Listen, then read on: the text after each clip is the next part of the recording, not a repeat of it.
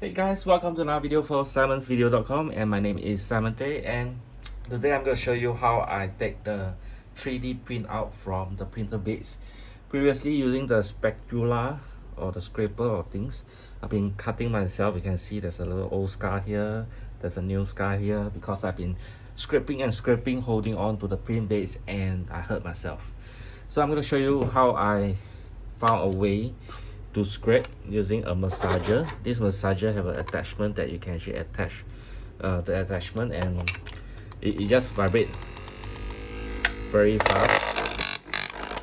You can see it actually vibrates very strongly. So what I'm going to do is I'm going to hold on to this area without this attachment will do. Just hold on to the thing here and vibrates. Not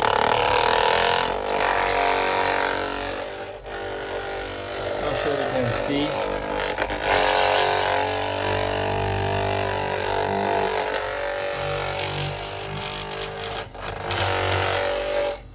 Damn!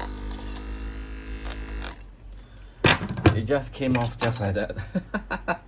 I put a little bit of hairspray, that's why it's a little bit sticky. But I know this is too simple.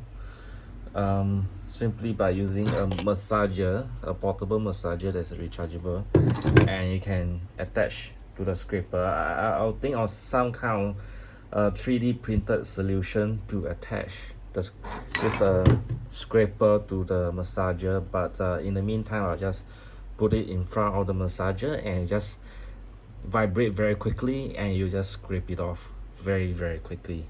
So you can see it's working quite well. Yeah.